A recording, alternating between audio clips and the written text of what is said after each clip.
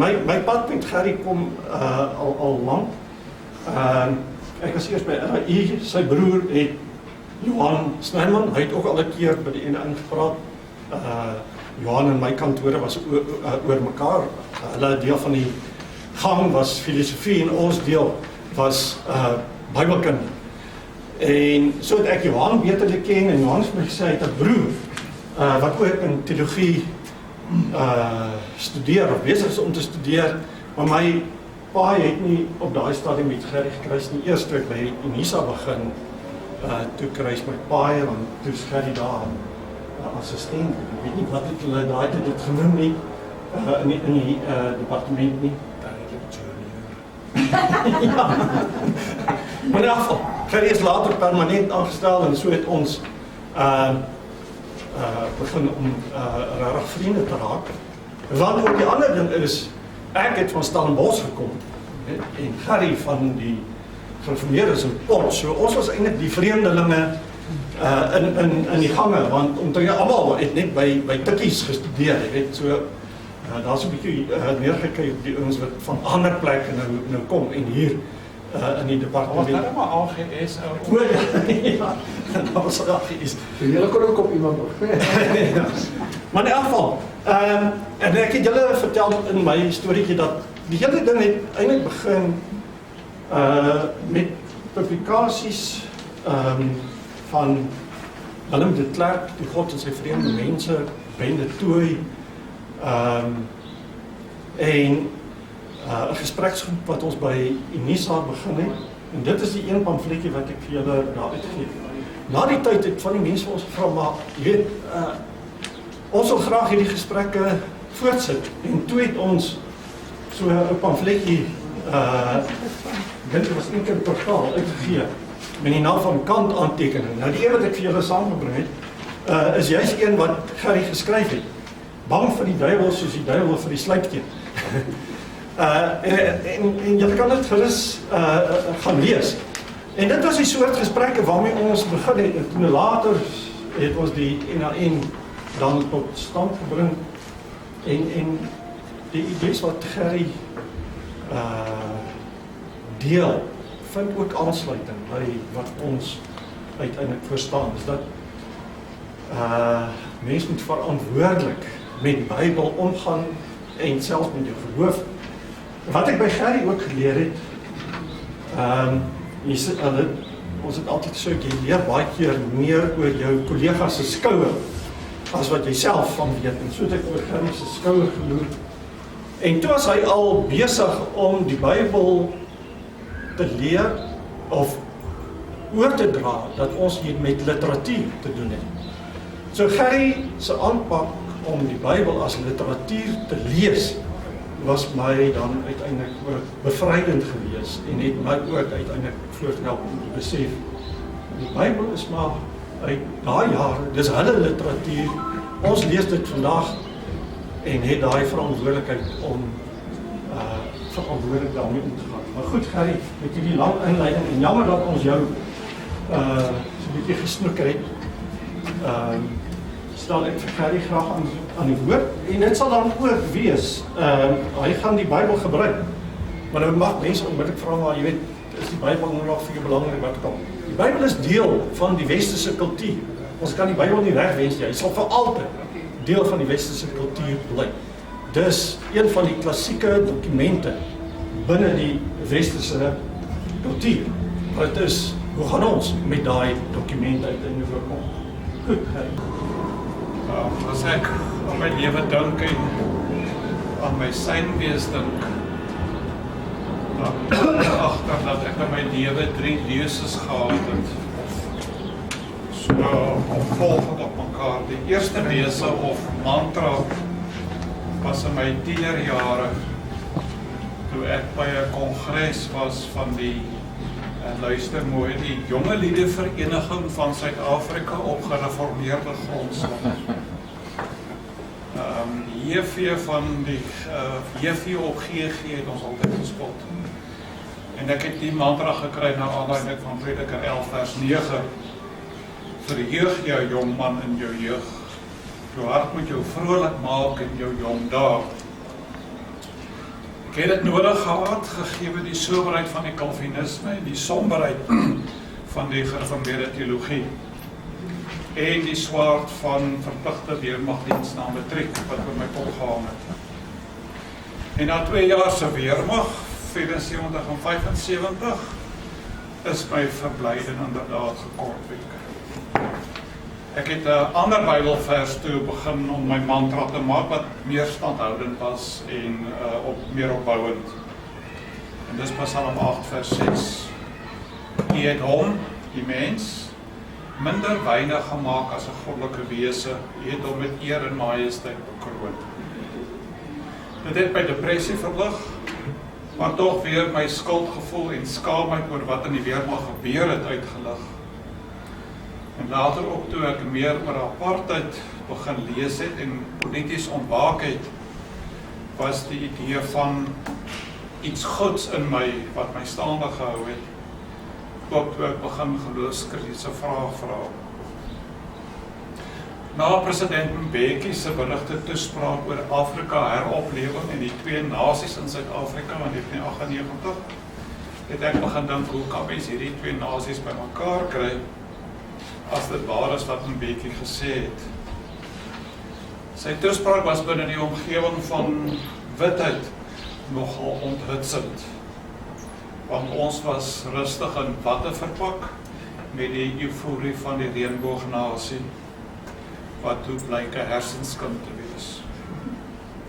Ek het James Perkins se boek White Theology, Outing Supremacy in Modernity gelees. En aan die begin van die boek maak hy 2 stellings wat mettertyd my reeks van mantras aangevul het. Hy sê, part of coming to oneself, part of coming to consciousness of oneself as white involves daring to look into black eyes and not deny the reflection. In hearing and internalizing black critique entail confrontation with the embarrassment of already having been found out, in this case, by one's most frightening other. Met die val van apartheid was daar niks binne die Afrikanerdom wat op filosofiese, epistemologiese, godsdienstige, sosiologiese vlak ons kon help met dit wat besig was om te gebeur nie. Afrikaanse kerke was reeds uitverkoop aan apartheid en witwees is aan sy eie genade oorgelaat met onsekerheid en vrees. En ek dink boonop het F.W. de Klerk ons in die steek gelaat by die WVK toe hy net regs en politieke aanspreeklikheid vir apartheid aanvaardig, maar nie morele aanspreeklikheid nie. Sy latere siening net voor sy dood dat apartheid nie 'n vergryp of 'n misdaad teenoor die mensdom was nie, het my laat wonder wat dit in sy denke is of was wat hom verhoed het om verskoning te vra vir apartheid. Aitjie Krog het toe in 'n opiniestuk op News24 gesê sy siening oor apartheid toe en nou het van wit wees kansvatters gemaak. Mense wat nie glo dat apartheid of kolonialisme korrup en vernietigend was nie, verkeerd en onvergeeflik was nie.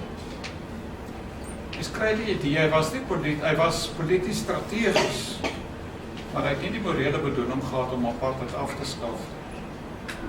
Sosiale geregtigheid was nie in sy vizier nie. En ek dink in hierdie opsig was hy die produk van die PUK, sy interpretasie van Dooyeweerd se soewereiniteit in eie kring, waar ras een van die soewereine kringe geword het. En iets wat Dooyeweerd self verwerp het toe hy 1950 Potchefstroom besoek het. So de Klerk kon nie insien dat apartheid misdadig was nie. Vir hom het die misdadigheid in die buitensporige gruweldade gelê. Die reaksie op sy siening kort voor sy dood was voorspelbaar.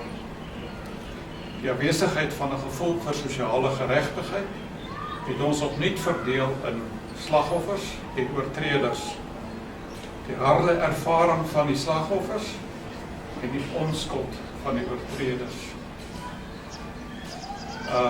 Die onskuld van wie nie weet nie, of wat nie weet nie, of nie wil weet nie. En uiteindelik het dit afgespeel in die spektakel van die opening van die parlement in Februarie 2020. Ek noem dit 'n groteske batalje van wit onskuld se bevoordiging en swart woede se aansprake. Nou wat het dit met Kain en Judas uit te waai? Ek vermoed in ons onderbewussyn is ons bang om verantwoordelikheid te neem vir ons eie oortredings. En Bybelverhale het beslis iets daarmee te doen. Veral Kain en Judas se verhale. As ons sien wat met hulle gebeur, ten spyte daarvan dat hulle wel verantwoordelikheid neem vir hulle dade, dan skop ons self 'n bietjie teer. Kain word van die toneel verwyder deur 'n vlugteling te word, en Judas pas self dood toe. Kom ons kyk na Kain. Kain pleeg moord.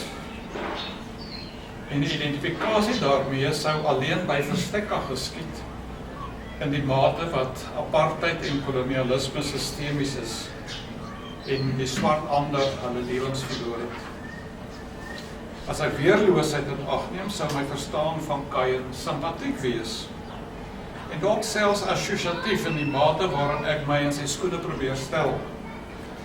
Maar dit sal glad nie bewonderend wees nie. Meester in die 20ste eeu voel ek tog vervreemd van Kain. Hoewel ek myself binne die sfeer van 'n katartiese identifikasie kan vind, omdat Kain uiteindelik 'n spiegelbeeld word waarmee ek die ander in die oë kyk. In die Christelike resepsiegeskiedenis van Genesis 4 word daar hoegenaamd nie met Kain geïdentifiseer nie. Kain is die oormodel van boosheid. So dis enerzijds te wyte aan die vroeë Christelike resepsie van die verhaal, soos in Hebreërs 11 vers 4, waar Kain se geloof as minderwaardig geag word en as rede aangevoer word vir die aanvaarding van Abel se offer. En dan is hy Judas 1 vers 11, waar Kain met boosheid vereenselwig word en op 'n pad van ondergang dui. In die brief 1 Johannes 3 vers 12 dig word Kain eweneens boosheid toegedig as gevolg van die broedermoord. Die vroeë Christelike skrywers was ook nie juist simpatiek teenoor Kain en Jeremias, vergelyk hom met die moordenaars van Jesus, terwyl Augustinus dit ook doen, maar die argument verder voer en die Jode die moordenaars van Jesus aandui. Hierdie interpretasies het uiteindelik antisemitisme binne die Christendom versterk en ook rasisme begin voed in die 16de eeu. Die Bybeltekste se interpretasie oor Kain stem ook ooreen met die laat-Judaïsme se siening oor hom as 'n verlore moordenaar, soos in die Targum Pseudo Jonathan. Philo beskou Kain as die hoogtepunt van boosheid, terwyl Abel die toppunt van heiligheid is. Maar toch, in die Targum Onkelos, Targum Neofiti en Genesis Rabbynse geskrifte, is hulle meer genadig met Kain, met die verstandhouding dat hy vergewe word, maar nie straf vryspring. Judas. Nou, Mattheus, Markus, Lukas, Johannes vertel die verhaal van Judas se verraad teenoor Jesus, maar net Mattheus en Lukas en Handelinge vertel van Judas se dood. Handelinge vertel 'n verhaal in parentese, maar is nogtans 'n ongure detail. Mattheus se vertelling is meer verteerbaar. Papias in die 4de eeu meen Judas se selfdood was onsuksesvol en hy het bly leef, maar met die allerverskriklikste gevolge. Dan 'n evangelie van Judas wat ontdek is, probeer Judas weer meer genadig wees vanuit 'n gnostieke oogpunt en gee Judas 'n positiewe funksie in die kruisiging van Jesus.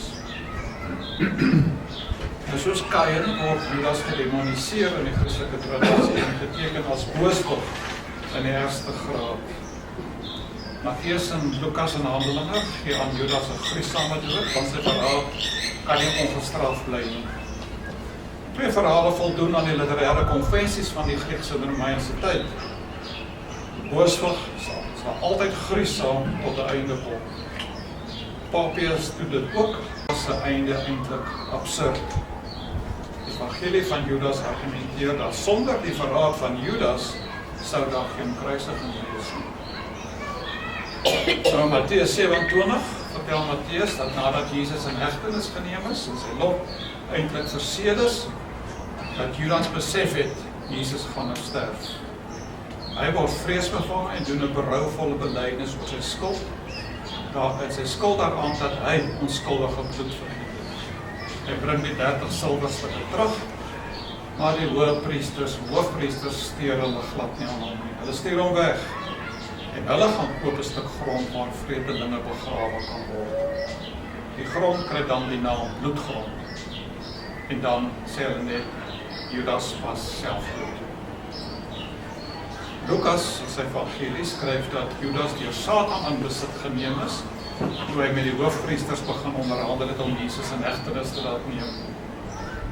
Na die verraad lees ons eers weer van hom in Handelinge 1. Hy het 'n deel van die bediening besit, die geld, en hy het self die grond gekoop wat hy vir sy verraad gekry het. Dit is op hierdie grond wat hy gestaan het, en hy het vooroor op sy kop geval en sy middel het opgewas. En sy binnig bloed uitgedroog.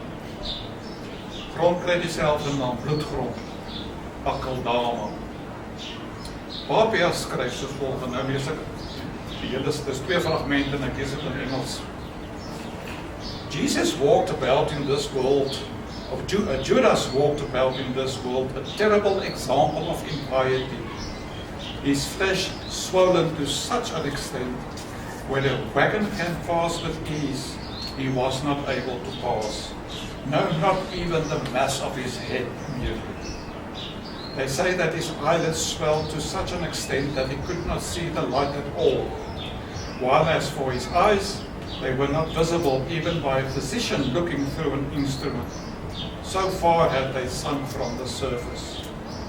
His genital was larger and presented a more repugnant sight than has ever been seen, and through it there seems from every part of the body a procession of pus and worms to his shame, even as he relieved himself. Of the suffering and agony of pain and punishment, he finally went, as they say, to his own place.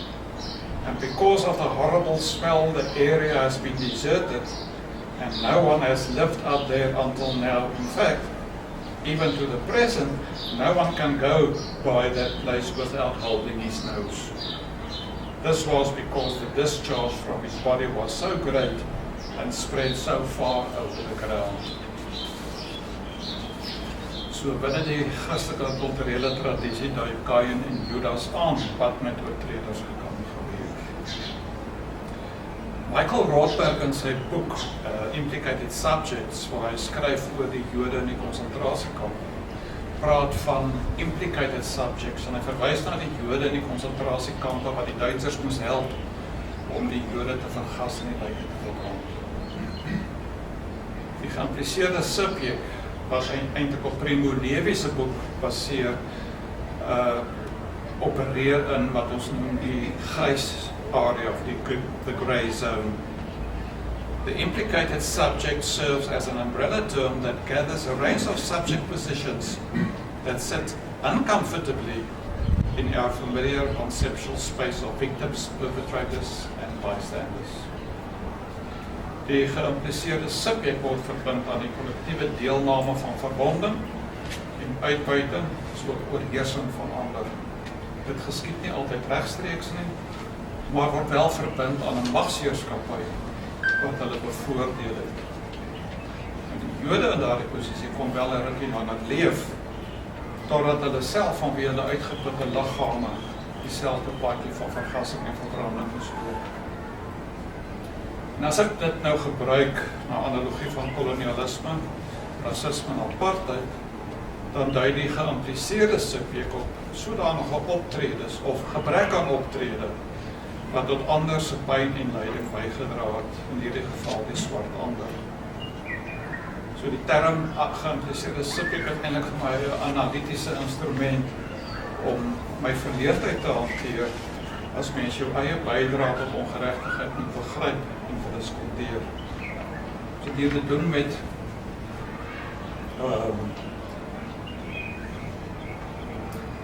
ek verloor. Ja, ons het hier te doen met ons eie verantwoordelikheid om te besef hoe die stelsel van oorheersing gestruktureerd was en hoe dit tot kollektiewe politieke aanspreeklikheid lei of impliseer. Vir die konteks waaruit ek praat of skryf, is die geïmpliseerde subjek dus daardie een wat bevoordeel is deur die beleid van apartheid.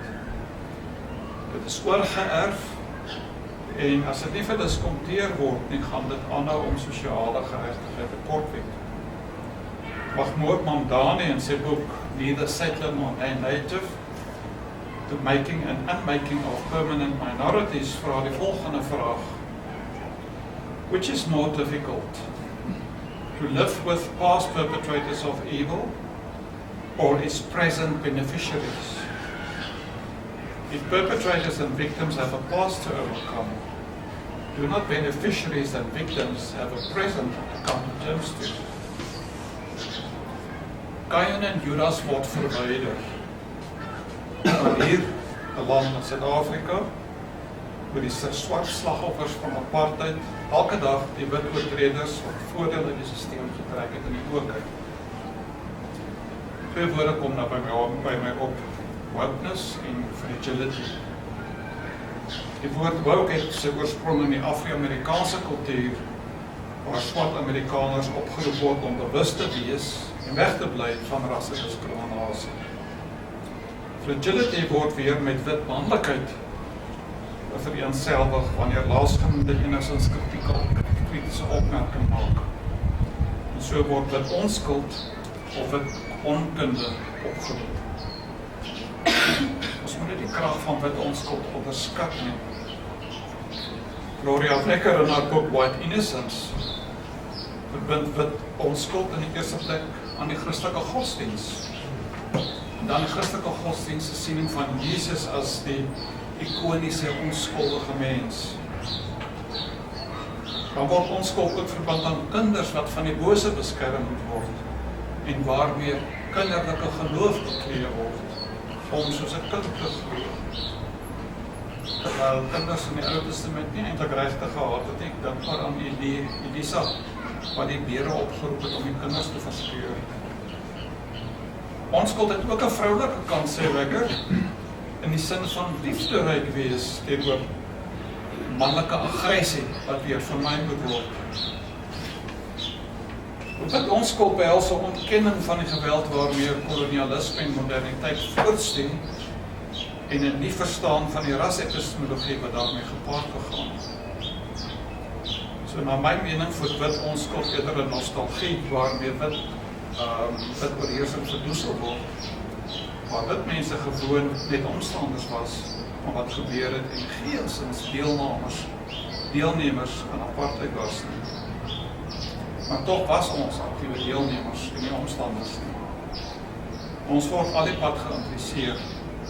Ons gewetes is geraak as ons gemaklik bus gery het en swart rye gesien staan het om hulle busse te bestyg wat oorvol was. Ons gewetes is geraak as ons by die wit ingang in die poskantoor ingestap het of die wit ingang van die drankwinkel. Ons is in die proses morele skade aangedoen. Verbans my ouderdom is die morele skade dalk nog dieper en het dit lessels gemaak as gevolg van verpligte militêre diens. Die verpligte militêre diens van 1 jaar en later 2 jaar het vir menige seun van 17 'n inisiasie van manlikheid geword. Met die verskil dat ons nie fisies besny is nie, maar op ander maniere verbond is. Apartheid en dan verpligte militêre diens hang saam met PTSD, Post-Traumatic Stress Disorder, wat weer verband hou met die soldate wat teruggekeer het in die Vietnamese oorlog. Menige jong man is deur grensdiens en konflik sonder enige begeleiding. Daardie trauma is in ons liggame ingegraveer. Sommige gevalle het dit op selfdood uitgeloop. Maar ons program is, ons gemeenskap is echter so geprogrammeer, dat soldaat wees kan nie jou karakter vernietig nie. Dis hoekom ons op eie stoel moes klaarkom. Jonathan Shea definieer in sy boek Achilles in Vietnam, Combat Trauma and the Undoing of Character, PTSD as verraad teenoor dit wat weg is, deur 'n persoon met aansien voorhand in die militêre orde in 'n situasie waar lewens van allergrootste belang is. Nou hier is wat Norman McLaren skryf in sy boek Across the Border, Surviving the Secret War in Angola. In as much as I bitterly resent how those of us returned physically unscathed were simply cast adrift to deal with our demons as we picked up the pieces of our civilian lives, I'm outraged that comrades, by comparison grievously wounded physically and mentally, were cut loose to deal with their psychological monsters unaided. Moet julle onthou, ons ouers is nie ingelig oor wat aangaan in Angola in die jare 75, 76. My briewe is byvoorbeeld gesensor. My ma het baie keer net die eerste paragraaf, die laaste paragraaf gekry en nie die 2 bladsye tussenin. Dan kan die angs wat ouers deurgegaan het. Apartheid het sy merk op wit wees gelaat en ek beskryf dit as 'n morele wond wat onbewustelik op almal afgedruk is vanweer die trauma wat ons as 17, 18-jariges met ons was vol testosteroon moes ondergaan het. Selfs al was jy polities vandag net die VP gestem, het jy immuun geraak vir die gevegte en Angola en die bloed en die stikkende liggame. Ek gebruik weer my verhaal en ek en hy was min of meer in dieselfde tyd in Angola. I'd become inured to the sight of mangled bodies and the stench of decay. And like my equally hardened comrades, I was more interested in what souvenirs I could find.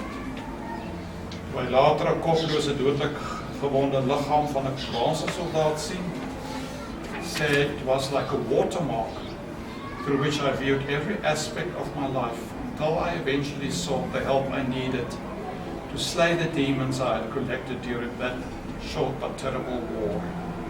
Dit was die moment van sy verandering. Hy som dit verder op. We were young and impressionable, easily misled that the prospect of fighting a war was beguiling, exciting, exhilarating. As the euphoria of returning home, largely unscathed, gradually dissipated, to be replaced by anger, bitterness, an abiding sense of betrayal, and the stark realization of having been sold out down the river. Many South African white men to this day live with a dichotomy of having fought in an immoral, inexplicable, illogically and politically inspired war, yet have a fierce pride in the sense of camaraderie which they experience with their fellow combatants. I am in so many ways a stereotypical South African white male, incapable of acknowledging or admitting any vulnerability, any weakness. Na 2 jaar is ons in die samelewing losgelaat op ons eie, met geen begeleiding nie, nie van die weermag nie, nie die kerke nie, nie ons ouers nie. Ek kan nie my ouers verwyd nie, want hulle het nie die instrumente gehad nie. Kerke was ons helde, wat ons het communisme gekortwek. En die weermag, wel, ons was seker maar net kanonvol vir hulle. En dan die herinnering, verbly jou in jou jeug, o jongen. dan wil ek sê nee, Bredeke. Die regering het my jeug opneem. Wil ek die boela, Ibunu, Kilaboor, Kilafama, en dan kook my bloed. Maak my as wit man die bron van boosheid. En as ek aan swart oor kyk, dan sien ek ook 'n jeug, wat hulle verblyding en hulle jeugdigheid ontneem is. En ek is die gesig van die mag wat dit veroorsaak. Ek voel weerloos, die mat is onder my uitgepluk. Dit is gevolg van skande en skuldgevoelens. Ek is bang, want ek weet wat met die oortreder in verhale gebeur. Veral in die Bybel, hulle word weggehaal. Weerloosheid. Is die weerloosheid wat ek ervaar negatief of positief? Gegee die plek waaruit ek kom, neerdrukkende Suid-Afrikaanse interpretasie van Calvinisme, met 'n bepaalde rassepistemologie, waarin die werklikheid verdeel is, tussen wit en swart, en waar swart wees 'n negatiewe weerloosheid van armoede, gebrekkige onderrig, sosiale status ingebed is, iets wat wit is tog net nooit moes ervaar. Dan moet ek toegee dat my aanvanklike reaksie ook maar dui op 'n negatiewe weerloosheid. Ek is uitgevang en ek is uitgelewer. En ek wil tog net in so 'n posisie kom, of nie in so 'n posisie kom waarin die swart mense geplaas is nie. Ek moet myself ten alle koste nie weerloos stel nie. Ek moet onkwetsbaar wees. Sy beste beteken dit soewereiniteit. Erin Gilson in haar boek The Ethics of Vulnerability definieer onkwetsbaarheid en vulnerability as 'n subjektiewe bevoorregting in 'n kapitalistiese stelsel. Dit is 'n prototipe van 'n aanmatigende, selfvoldane, onafhanklike, onkwetsbare meestersubjek. Vir apartheid het dit beteken dat die wette van afsonderlikheid gedurig aangepas moes verfyn word, ten einde die wit sfeer te beskerm van al hierdie ongemaklikhede en nadele en lastige aspekte van weerloosheid. So was dit ook in belang van wit wees om mense van sekere soort kennis te weerhou, sodat 'n gewilde onkunde gebreek is. Onkunde berei die weg voor vir onderdrukking van verskillende forme, uitbuiting, marginalisering, magteloosheid, kulturele imperialisme en geweld. Ons kom van so 'n plek af en is nog steeds in so 'n posisie ten spyte van die magsverandering. Dalk het die kleur net plek verander. Hierdie situasie stel ek voor wat ek noem 'n hermeneutiek van weerloosheid.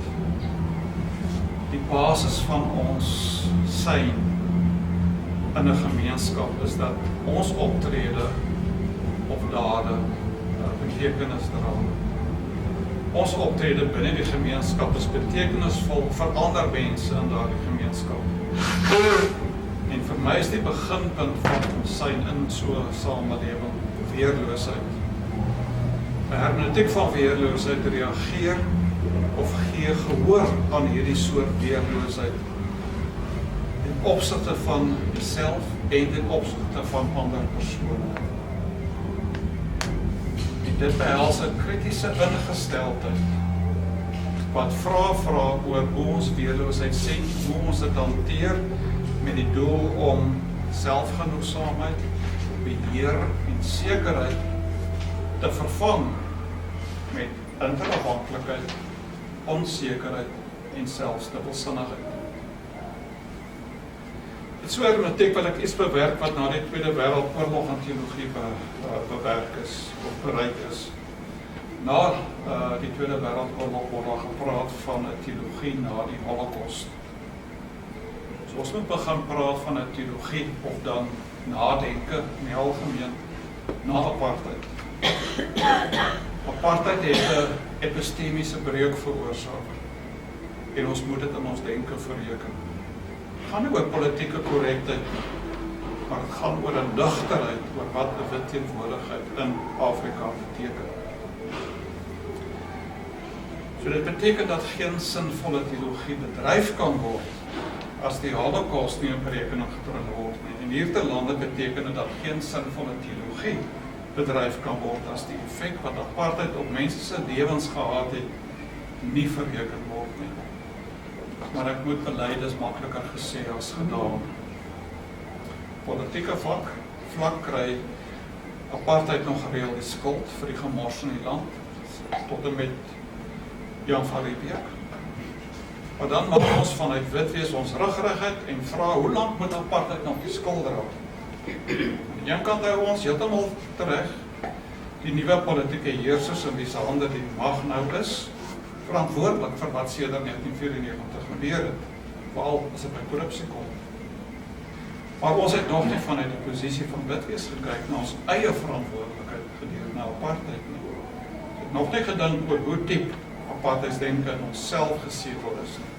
Op die moment wat ons in konflik met 'n swak persoon kom, gaan ons beide onmiddellik terug na 'n veg of vlug reaksie wat deur rasisme bepaal word. Hierdie rasisme hou verband met hoe ons, swart en wit, opgevoed is, ideologies gebreinspoel is en geleer is op skool. So hoe skep ons 'n post-apartheid wêreld wanneer ons in ons taal gebruik, wat in ons onderbewussyn deurklip,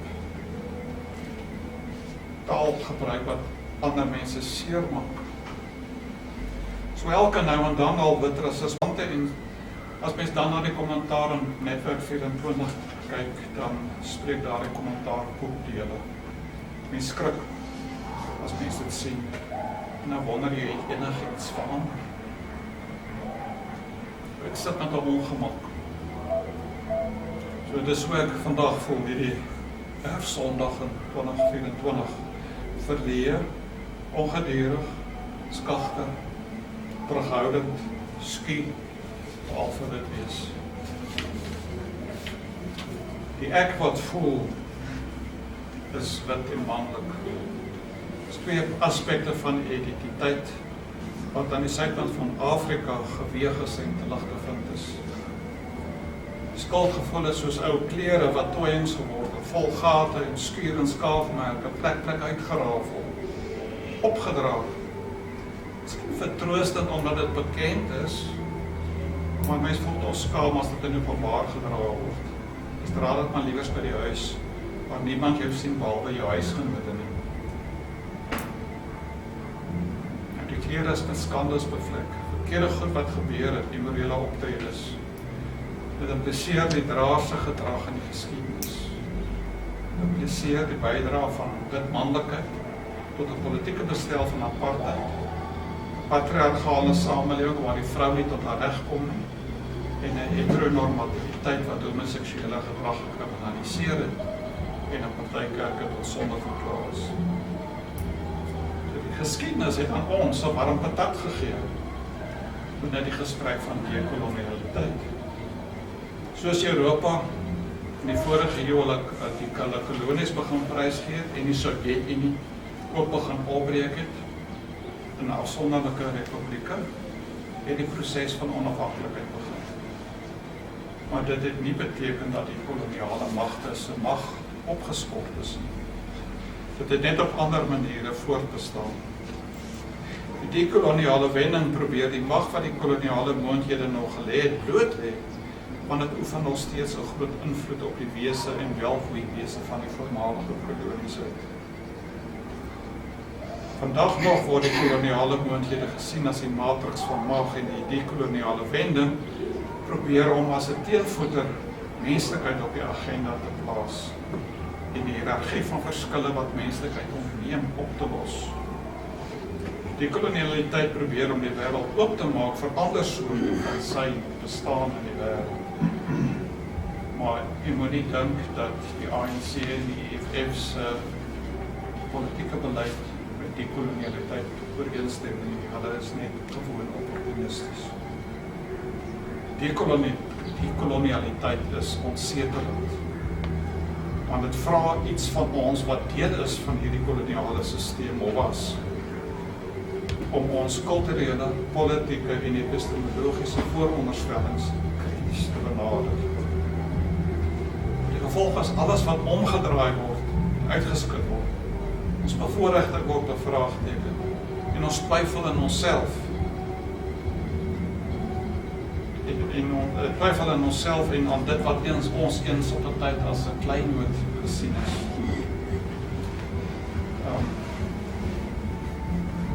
Dit skep, wat die Engelse noem, reistrabbel.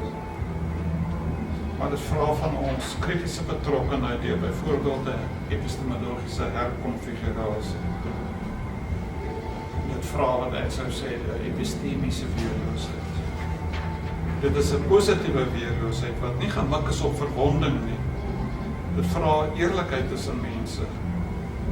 Waar mense by mekaar kom, is hulle spreekwoordelik nakend, soos 'n weeskind, sonder enige verbintenis en een vra die ander, moet my nie doodmaak nie. Weerloosheid in hierdie opsig teken empatie wat ons van stryk afbring, as ware onsetel, maar wat lei tot openheid, gevoelsmatigheid van 'n welwillende verandering. Ek dink dit is net met so 'n tipe van weerloosheid dat ons eie geïmpliseerdheid in die geskiedenis kan hanteer. Ons is grootliks implicated subjects, maar in die mate wat ons aktief van die onderhouding en apartheid meegewerk het, was ons dan egter ook amper inderdaad aktiewe deelnemers aan die onderhouding. Nou kom ek 'n keer terug na Kain en Judas. Hoe help Kain my om anders te dink in die huidige konteks in Suid-Afrika? Kain was 'n boosdoener toe hy Abel vermoor het. 'n minder vyhandige verstaan van Kain kan dalk meer opbouend wees, sodat iemand word wat beweeg van wederstrewigheid na skulderkenning. Dus blyk dit sy opmerking waarop by die merkontvanger. So beweeg van broosheid, vra as ek my broer se wagter, so sê fragility, na weerloosheid. My straf is te groot om te dra. Aan die einde van die verhaal lyk dit op daar tog vir Kain hoop is. In 'n Suid-Afrikaanse konteks maak die verhaal my uiters bewus van my eie sosio- en geopolitiese plek in die land, se geskiedenis en sosiale lewe. Die verhaal suggereer eweneens 'n bepaalde weerloosheid, waarmee ek die demone van my eie apartheidsverlede moet besweer. As ek deur die oë van die slagoffers van apartheid kyk en dan my eie spieelbeeld sien ek ook die praktyk van wit wees sedert 1948 en die gewelddadige verwonding van diegene wat nie wit is soos ek nie. Die gruwels van kolonialisme maak dat ek myself nie graag in die spieël wil kyk nie. Ek staan verleë. Kan ek enigstens my Kain wees omhels? So omarming sal my rusteloos laat, ongedurig, ongemaklik, onseker maak. Ek het nêrens om weg te kruip nie. Dit is inderdaad die moeilikste deel. My eie aandeel in die sistemiese struktuur van onderdrukking raak te sien en te besef dat dit die rede is wat ek geniet. Judas word van meet af aan verwerklik geteken. Hy is die skurk. Die leser bly afsydig teenoor hom. Hy is nie innemend nie. As Matteus en Lukas in Handelinge sy dood beskryf, voel mens hy oes wat hy gesaai het. Maar Matteus se weergawe stel ons voor die keuse om empatie te hê. Hy gaan deur 'n paar fases wat mens herinner aan die fases van rou, ontkenning, woede, onderhandeling, depressie en dan aanvaarding. Lukas se weergawe laat mens dink aan anti-krosse sien en oor kansvatters en diegene wat sukkel om te besef dat apartheid, kolonialisme korrup en vernietigend was. Judas word van die toneel verwyder, maar ons as geïmpliseerdes van apartheid kyk ons slagoffers elke dag in die oë. Krap mense om, dit maak jou onseker van jouself. Wat kan ons doen om ons verleentheid om uitgevang te word te oorkom? Dalk kan ons begin deur ons eie broosheid of fragility te oorkom as deel van 'n rouproses van die verlies aan mag. Judas en Matteus mag dalk help. Lukas se weergawe verlustig hom in sy dood. Matteus maak die deurloop na weerloosheid as 'n oopheid vir verandering en gevoeligheid. Judas erken sy skuld en reageer deur sy eie lewe te neem kon nie meer met homself leef nie. Verstaan Judas se selfdood binne die raamwerk van eer en skande wat toe gegeld het. Sy uiteindelike weerloosheid is ontstellend vir die stappe wat hy geneem het. Sy berou is nie erken deur die hoofpriesters nie. Sy berou was wat ek noem disenfranchised.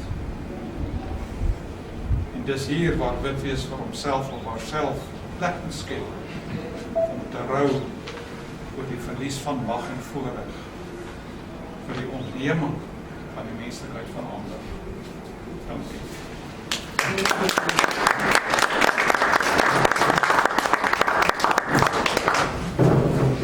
Goed, vrae, deelname.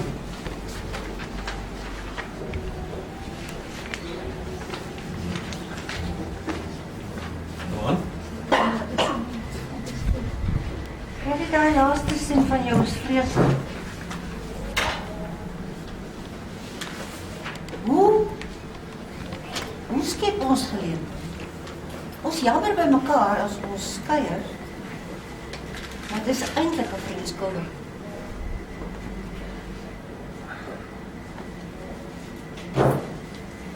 Vir die antwoord, gee hom weer te lees asseblief.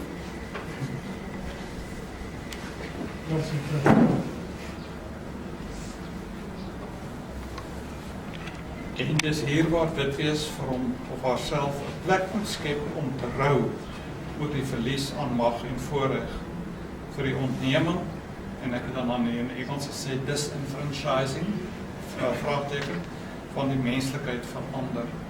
Nou disenfranchised rou beteken dat ander mense gee nie 'n duiwel om vir jou rouproses nie. Dis wat in Judas as jy die hoofpriester sê, loop, dis klaar met jou. En ek kan nie van 'n swart mens verwag om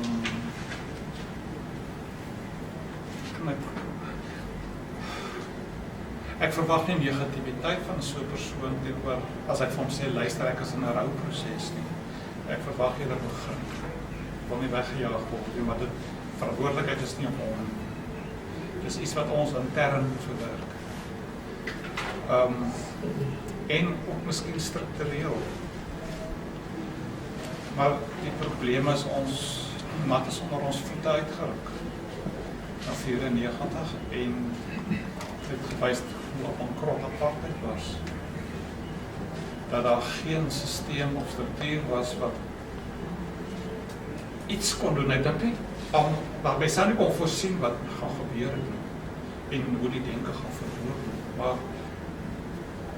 ek het tog, myself tog dink daar kon iets gewees het, maar ek dink dit het dalk vinnig gekom. Maar die liturgiese moment is vir altyd verby. En die liturgiese moment was by die JVK. Toe vir Evie de Klerk gevra oor wat is die verskil. En hy op 'n manier geantwoord het wat hy vir 'n deel, maar nie vir die ander.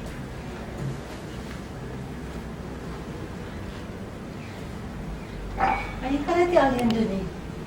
Jy kan dit nie alleen doen. Jy sê mens moet dit self verwerk. Jy kan dit nie alleen doen nie. As ek sê self, jy moet die eerste stap neem in jou eie denke. En as jy daaroor praat met ander mense, dit is waar die self aankom. Die gesamentlikheid kom wanneer jy met ander mense praat hieroor. En ek op hierdie stadium soek ons mekaar op. Terwyl ons eerder die teenoorgestelde is.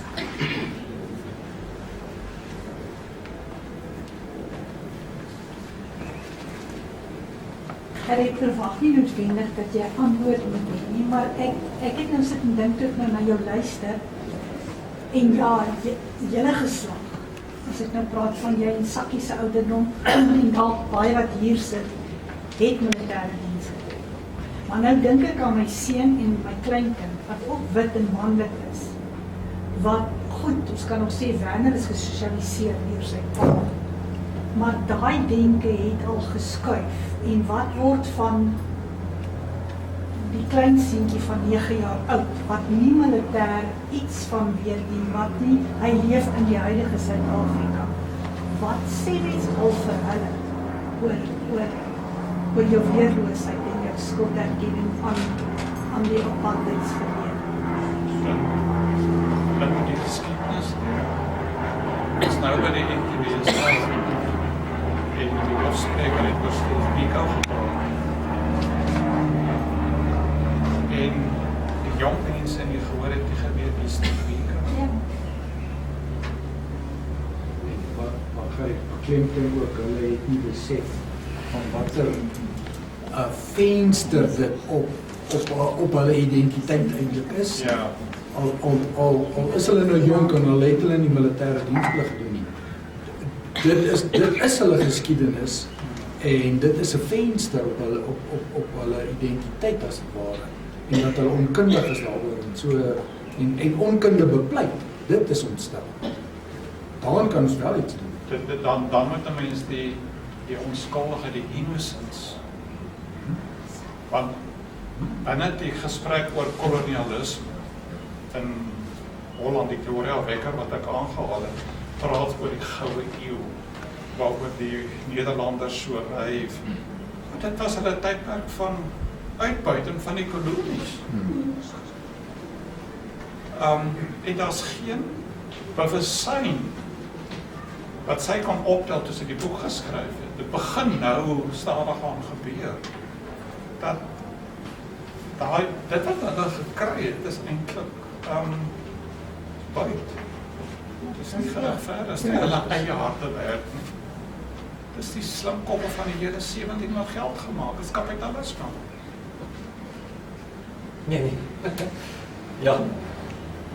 Ek laat saam met jou, want ek my kop werk, ek staan eintlik en dink saam met, ekskuus Jan, as ek hier van vooraf net iets mag sê, in terme daarvan dat, wat die nacht sê, dis 'n geslag, ons 'n geslag wat miskien vroeg en worstel anders as vorige geslagte, en hoe deel jy daai inligting ook met jou kinders?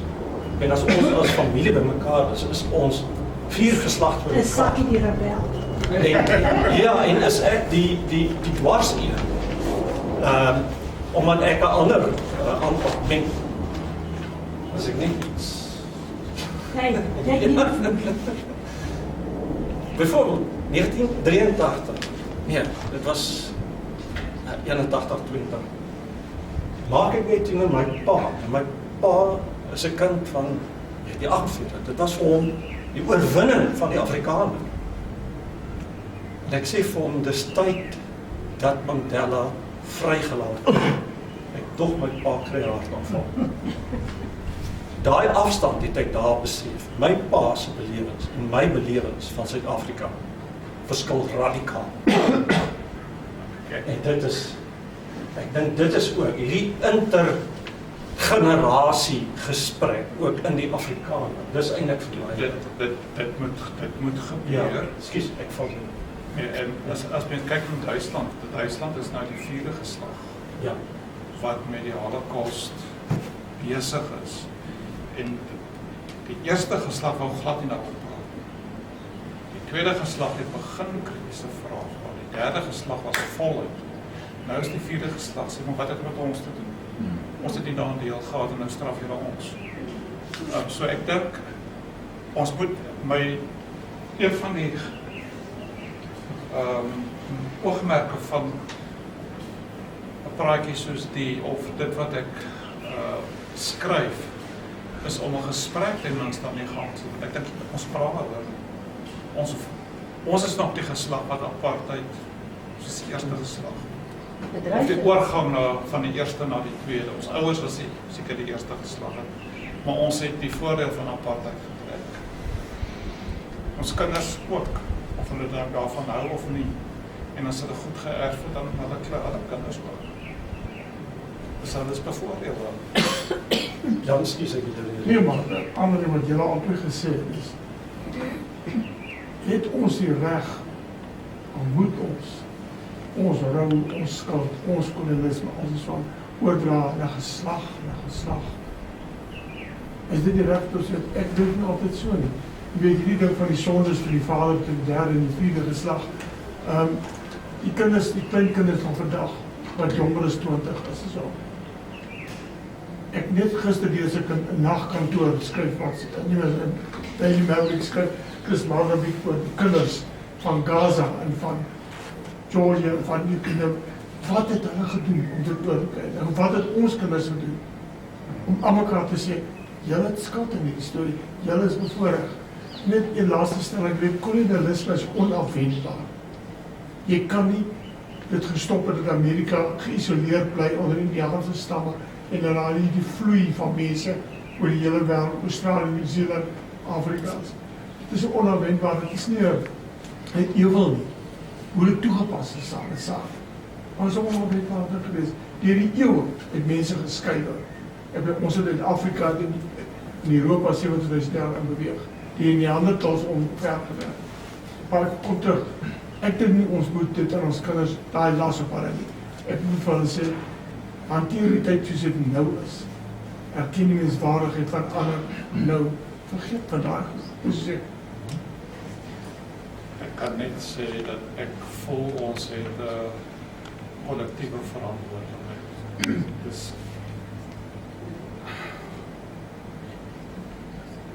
ek is binne 'n bevoorregte stelsel gebore. Ek het nie gevra daarvoor nie. Maar ek het die voordeel gekry. So ek moet dit erken. Vraag is, wat maak ek daarmee? Wat maak ek met my bevoorregting?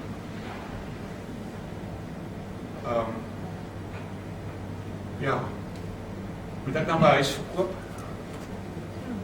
En Sankhuis gaan bly en dat is toch binne 'n bepaalde ekonomiese stelsel. Dit gaan uiteindelik op die ander belly van wat gebeur het, van kolonialisme. Mense het seer gekry. Maar dit word onderspeel. Dit moet ook op die tafel. Dis wat die seer. Maar moet ons kinders opsal daarmee? Maar jy gaan hulle opsal met iets. Jy gaan hulle opsal met iets. Daai kind in Gaza, nee, dit help nie om te sê vergeet wat die ma's en pa's gedoen het nie. Want jy is daar omdat jou ma's en pa's sekere dinge gedoen het. En leer, verdomp leer. As ons nou kolonialiseer en soort van leer om dit beter te doen dan nou, in die sin van menslik en met waardigheid en met weerloosheid en soort van. Nie soos 'n blinde soldaat oral se inboor en alles op te neerknie. Want ons leer nie daai ding, is belangrik. My erfenis aan my kind, moet ek my bes te doen. Daar gaan 'n erfenis wees, maar ek moet my bes te doen. Dat die kind daarom bietjie beter kan vaar as ek. En dit my mense, dit is soos hierdie freaking ding met die voortrekker monument. Daar is die ding, en ouens wil my nou vertel, daar is 'n verbond met God en sulke goed en so van. Dan help dit nie, ek sê, nee, dit is hulle, dit het niks met my te doen nie. Ek moet met daai geskiedenis worstel, al is dit, wat is dit, 6 generasies nie van my al weg. Ek moet daarmee worstel, en ek moet dit aan my kinders verduidelik, dat ons sit hier met uitdagings, en ons uitdaging is nie om dit te vergeet nie. Ons uitdaging is om, hoe kan ek 'n weerlose, sinvolle mens wees, wat al verloor het mens daardeur, nee. Dit is mos ons uitdaging. En dit is wat ek moet streef in my erfenis wat daar gang is. Ek sit net en dink aan die aangebore oorlog.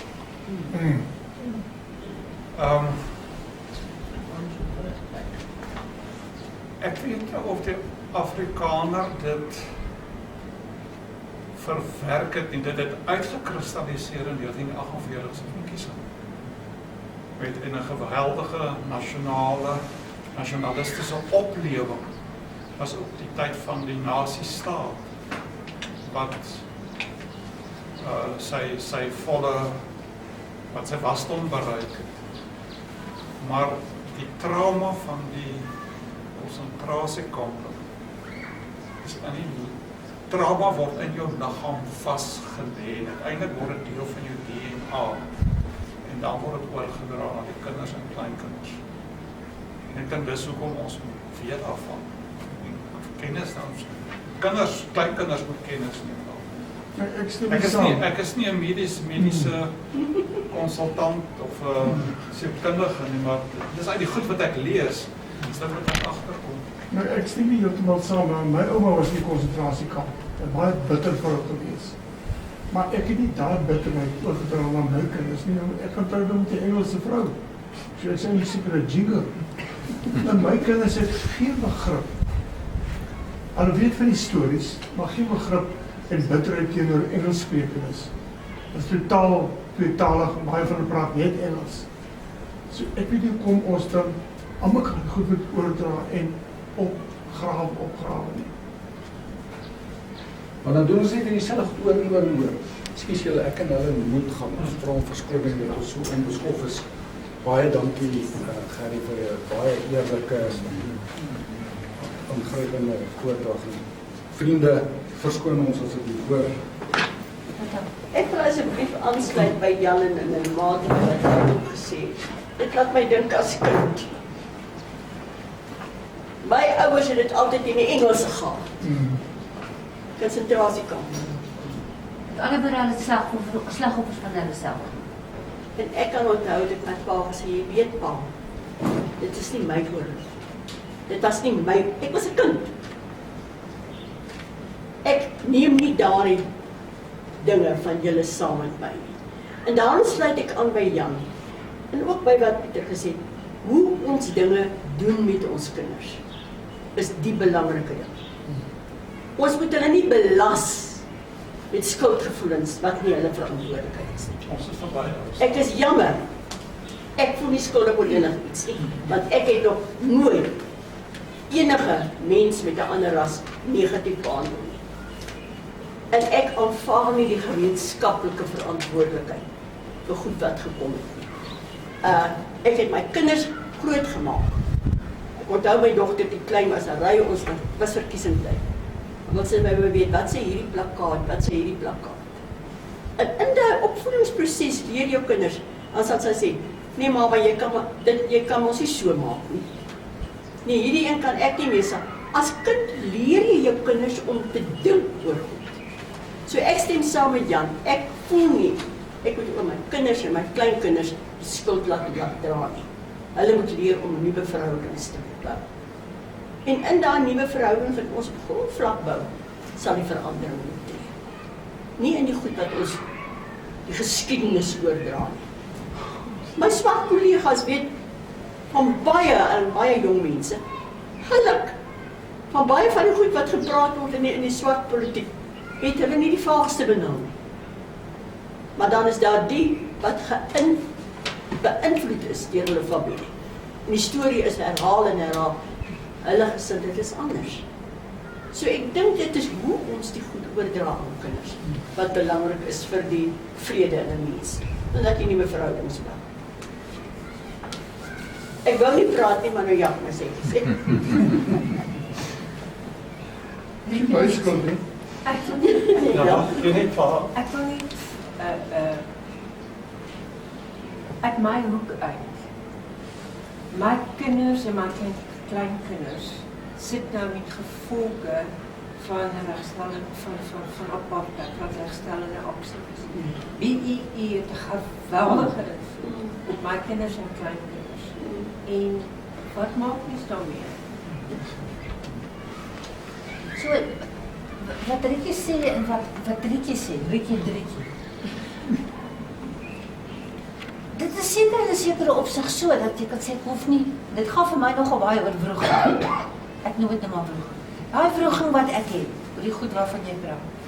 Dit het omtrent niks te maak met wat ek vir my kinders sê nie.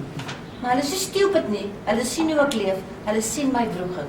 So, hulle neem daarvan op. Wat Rietjie sê, is 'n tipiese voorbeeld daarvan. Ons kinders is ontevrede oor BEE. Ja. Ek kan baie goed daarmee assosieer, as ek sien hoe gaan my kinders omtrent finansiëel te gronde as gevolg daarvan. Maar, dit bly net 'n kortsigtige, kan ek maar sê, bitterheid oor, kyk wat gebeur nou. Maar dis nie 'n genesingsproses nie. En dis waar jy pleit, is op 'n manier moet ons 'n genesingsproses probeer vind. Dis wat ek nou genoem het. Ons sal onder mekaar, as ons sosialiseer, dan sal ons klets oor hierdie goed, maar dit loop eintlik altyd op 'n selfregverdige manier. Of 'n moederlose vraag. En dit is net 'n manier om weg te skans van wat maak ons met die probleem. Daaroor begin ek om jou die vraag te vra.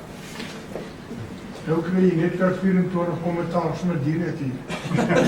Ek kry beter kommentaar hier as op netwerk. O ja, Kan ek jou verseker. Ek wil net Dik wil ook 'n vraag. Dina, dan sal die dik.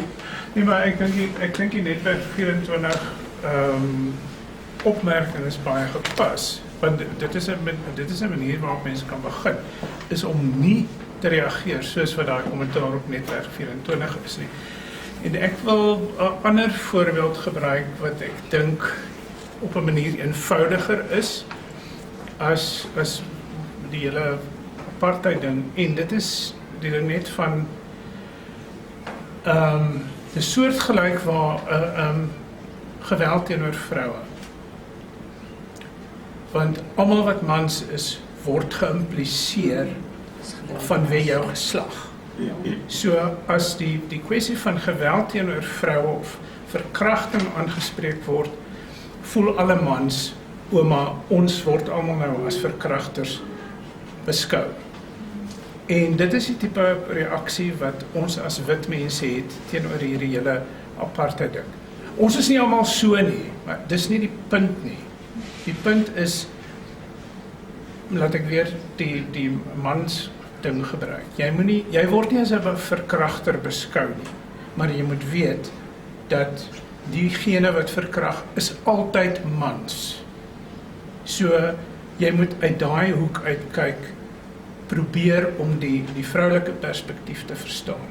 Is jy word geïmpliseer vanweë jou geslag.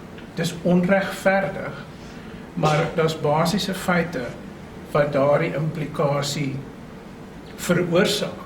Jy's 'n man, almal wat vrouens verkrag is mans. So daar is 'n korrelasie en dan sê mense okay, in hierdie veldtogte, maar okay, jy verkrag nie, maar jy moet met ander mans praat wat verkrag. Dis ek ken nie enige iemand wat verkrag nie. Maar dan het ek al by geleentheid op Facebook sal een of ander iemand, 'n man, masochistiese kommentaar lewer op iets wat iemand gesê het, na 'n vrou op 'n herhalende manier verwys. En dan vat ek vir hulle aan dat hulle weet. En dit is al wat mens kan doen, is om, ek meen, social media is 'n gemors as mens daar aan 'n geveg betrokke raak, want jy wen nooit die argument nie. Maar ek dink, miskien plante mense saadjie, as jy net in 'n gesprek oor watter tipe van 'n situasie, of dit nou gaan oor wit wees en of dit gaan oor enige situasie waarin iemand anders iets verkeerd aangedoen word en jy kan iets doen deur net 'n opinie te lig of te sê hierdie is nie aanvaarbaar nie. Ek dink dis al wat ons kan doen, is om, soos jy te sê, 'n voorbeeld te leef en om nie toe te laat nie. Want daar is, mense kry ook baie keer, ek seker julle het almal al beleef, wat 'n ander wit mens vir jou in die poskantoor, toe daar nog 'n poskantoor was, in die ry, dan omdraai en vir jou sê, hulle weet ook nie om hierdie, jy weet, kyk nou sit die eter daar voor, en aanneem dat omdat jy ook wit is, het jy dieselfde rassistiese, jy weet, voel jy dieselfde, en dan moet jy jou voet neersit en sê, jy weet, nee, dit is nie aanvaarbaar om daai aanmerking te maak nie. As dit jou nou so pla, bly stil. Maar dis hoekom ons nie gesond word nie, is dat daai heeltyd nee aan die onderkant. En ons moet daarmee ophou. Weet, as jy nie, As jy iets goed te sê het oor iemand, jy bly stil. Ek dink dit is 'n mooi Christelike ding om te doen. Dis ten minste die beskaafde ding om te doen. Ek het eintlik gesê wat ek wou sê. Ek dink wat kyk, mense moet ook begin met jou kleiner groepe. Hier is ons dalk 'n groter groep wat baie meer dieselfde denke het. Maar in jou wye vriendekring en ook in jou familie, sit jy partykeer in 'n geselskap en dan hoor jy die opmerkings dat ek vir Sakkie agterna sê, ek was so ongemaklik dat ek gevoel het om hom te sê, kom ons loop, want ek wil nie deel van hierdie gesprek wees nie. En ek onthou ek het dit eendag vir Isanta, my skoondogter, gesê, want hulle was by dieselfde geleentheid. Sy het gesê, ma, ek het net soos jy gevoel. Ek het presies dieselfde gevoel, dat ek wil nie deel van hierdie gesprek wees nie. En dit is dalk waar ons moet begin om jou mond oop te maak en te sê, wat dis is not okay. Want daai denke, en ek praat nou letterlik van 'n geslag wat nie in die oorlog was nie, en dan Sakkie wat in die oorlog was, en dan weer 'n later geslag wat nie die militêre diens, maar hulle kinders wat pas universiteit toe is. Die denke is dieselfde. En dis daai van oordra van geslag tot geslag. Ek het altyd vir hom gespot en gesê, sy suster is nog besig om die Anglo-Boereoorlog te vat. Sy's nog nie eers by op apartheid en dit weet ek heel nie, want daar een kind by om Engels te praat. En hy's groot, hy's 50, maar hy's gesosialiseer met daai denke en gevoelens van die Anglo-Boereoorlog, wat eintlik van die ouma grootjie afkom. Maar wie is laaste dan dink ek? Hier is nog 'n aanmerking. Ekskuus. Nee, maar dis ons ek vir Johan vra om af te sluit. Baie interessant. Is daar nie versagtende omstandighede by Kain en Judas? In die sin dat Judas was blootgestel in 'n massa media. 3 apostels. En Kain, die storie het maar van Moses afgekom, wat ou nie regtig weet of hoe plagiaatloos dit was nie. Hy was grootgemaak in biblioteke in Egipte, en hy kon baie goed daar opgetel het, wat toch wel kind is, waar hy meer as net openbaring gehad het van 'n opperste wese. Dit plaas Kain in die lig dat hy is afhanklik, sy verhaal is afhanklik van die persoon, en wat geherinterpreteer was oor 'n lang tyd, terwyl Judas was blootgestel in 'n massa media, so noem dit dan maar net 'n paar koerante en 'n paar, ja, en was hy, ek kry die gevoel dat dit is hoe hy 'n Nostradamus oomblik gehad het, om te dink dat na hierdie ou wat hy nou komstig verraai het, gaan hier massamoord in die mensdom plaasvind oor eeue. Ek sê maar my interpretasie. Daarna die kruistogte en die hervorming en die inquisisies plaasgevind en miljoene mense is deur die kerk vermoor. Ek weet daar's grafplase in Spanje wat vrouens is doodgemaak, brandstal. En ek dink nie dalk 'n ander status is wat ons dink nie. Hy is dalk 'n Here. Ek dink hy's 'n Here. Vir my is hy die enigste Here in die Bybel, is Judas. Hy het gevoel hier kom iets verkeerd aan. Hulle het die geld op hom gegooi en gesê jy het genoeg geld om hulle self te verontskuldig oor hulle valse beskuldigings. En dat dit nie lyk asof hulle gedink het hy weet wat hy het 'n gevoel gehad. Terwyl hy self met Kain, ek sal partykeer dink hy was 'n vegetariër.